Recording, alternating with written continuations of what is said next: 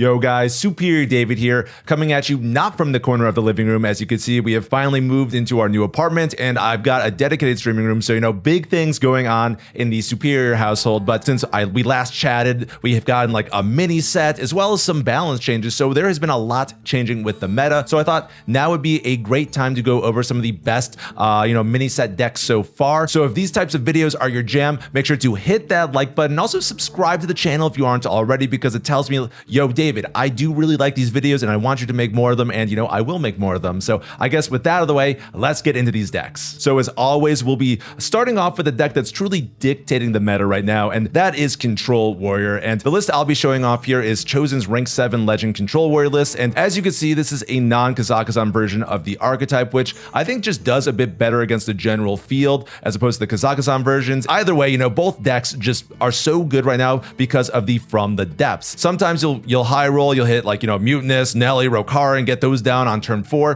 Pretty busted stuff. Even if you don't like hit one of these cards, that's okay too, because eventually you draw through your deck, you hit Sir Finley, and then you swap your hand with the bottom of your deck, and you get like all these discounted cards from that were discounted with From the Depths, and then you can start just doing disgusting combos. I find like most of my games I win by just like mana cheating and then just doing filthy combos with Bran, because you look at the battle cries we got going on here. We've got Alex Straza with Bran, that is 16 damage face, lots of damage there. Or we got Captain Galvangar, which I really like in this list because it's something that's just a bit more proactive you could use to just like close out games. But against slower decks, Mutinous is definitely the real MVP, because you could just like play Bran, Mutinous, and then just eat your opponent's like win conditions. But I think what really makes this deck so formidable, besides the From the Depths of course, is just all the armor gain and sustain at our disposal. And then all this armor gain goes to like fuel the best like AoE in the game right now, and that is the Shield Shatter, which you could just always play for 0 mana. So I think overall, if you're like looking to get some wins on ladder, this is definitely your deck here. Like I didn't even get into like the disgusting things you could do with like Nelly and stuff, with like generating Mr. Smite, but like this deck just like has so much going for it. And I will not be surprised if like a couple of cards like and particularly From the Depths gets nerfed, because this deck is just so well positioned and I feel like is really just driving the meta right now. So next up we have what people are calling Boat Rogue, and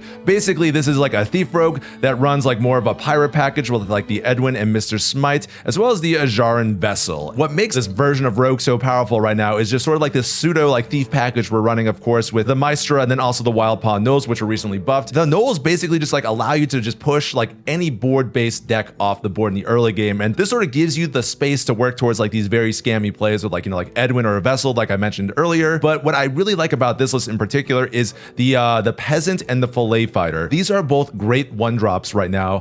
Fillet Fighter has always just been wonderful in this list just because the synergy with Mr. Smite, really good burst there. But the Peasant, it turns out, is really good at the moment because Control Warriors, which are very popular on ladder, just can't deal with this card. If you can get this down on turn 1, it will draw you usually like 2 to 3 cards. It's actually nuts, and being able to just draw those additional cards just really helps you out against again those warrior decks. Now I will say that I think like this is the best version of like Thief Rogue that is really running around right now, but I think the more fun version of this deck is the Tess Contraband Stash version that runs like the Queen Ajara. That's the one that I personally like to play. If you want like a more fun version of this deck, I'll put like a little link in the top so you could check out the video I just put up on that. But if you want to win games with Rogue right now, this is definitely the top dog. So moving right along, next up we've got Fell Demon Hunter, and this is Shuzods number rank 37 legend list, which honestly Fell Demon Hunter, it might be on its way to overtake Warrior as the best deck in the game, or it certainly might be like the best deck for ladder because it's favored against every class in the game,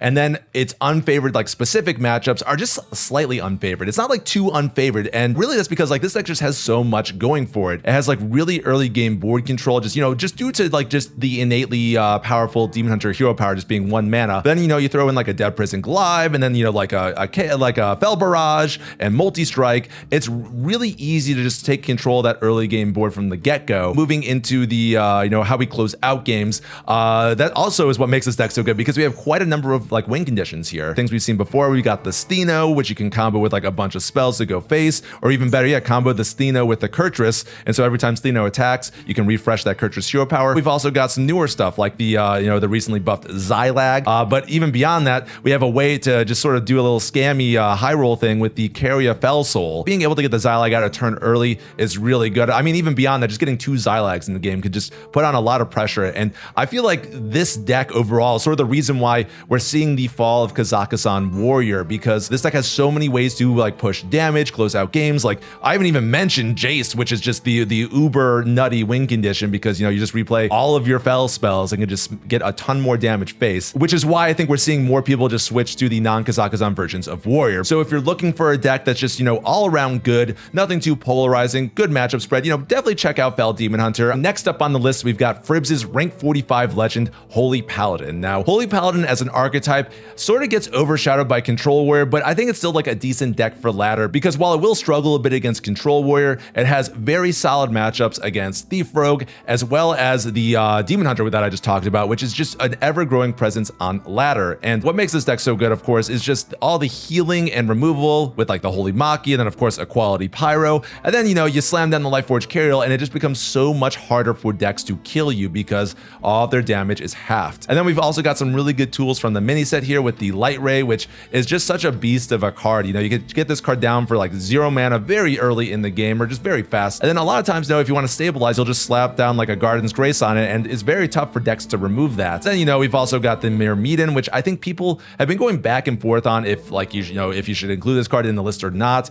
I'm just sort of looking at Fribz over here. They hit rank 45 legend, so I feel like there's got to be something to this list. And then personally, I'm also a fan of Queen Ajara. It's such a fun card. Might be a little bit on the greedy side, but I think it's just a lot of fun. I think overall, again, this deck gets overshadowed a bit by Control Warrior, but still like a solid deck on ladder if you have the cards or just want like a taste of something new and still want to get some wins. So now moving right along to our last deck on the list here, we've got Arai's rank 25 legend Naga Hero Power Mage. And I feel like, Naga Hero Power Mage is just always going to be an omnipresent deck in the meta, just due to not many decks being able to deal with these Spitelash Siren pop-off turns. We all get it by now. You play the Spitelash Siren, you go Naga Spell, you cheat a bunch of mana, and you have these incredible tempo swings that most decks outside of Warrior and Holy Paladin can't really deal with, especially if you can do this like on turns like 5 or 6, just really early, really tough to deal with. And honestly, I think like I'm a bit worried if they nerf Control Warrior, and even if they nerf Rogue, if they don't nerf this deck somehow, I could see it just running away with the game, because again, not many decks can deal with this. It's so powerful, and I don't want to talk too much about it because I know we've all seen it before, but what I particularly like about this list is the inclusion of the Ice Barrier, which I think is a really smart meta call, because we're starting to see like a lot more Fel Demon Hunters, which can give this deck a hard time, as well as like warriors that are running more proactive tools like the Captain Galvangar, as well as that big ol' elemental that could hit you in the face. So I think getting that little bit of extra life gain could actually be very useful for just sustaining yourselves. But other than that, I feel like the list here is pretty standard, and there's really like not much newer developments going on with this deck. It's just a powerful deck that does a lot of mana cheating, sends a lot of stuff face, so it's going to be pretty good. I feel like just no matter what the meta is. So there you have it. We got the best mini set decks so far, and just to recap, we've got the Control Warrior, which is really dictating the meta. We've got the Boat Rogue, which is also somewhat dictating the meta, just a really good just deck, and then pushing a lot of other board-based decks out of the game. We got the Fel Demon Hunter, which is just surprisingly very consistent and does well even against warriors. And then we've got the Holy Paladin, which struggles against warrior a bit, but does really well against rogue and demon hunter. And then finally we've got the Naga Hero Power Mage, which is just an all-around just sort of really powerful scammy deck that just does its own thing well enough to just sort of inch itself out to be viable and seemingly like every meta. Anyways, if you guys dug this video, you stuck it out to the end, make sure to like and subscribe if you haven't already, because you probably like something I'm doing here. And I guess in the let me know down in the comments if you want me to like make videos on any of these decks. And in the meantime, stay superior, and I'll catch you in the next one later.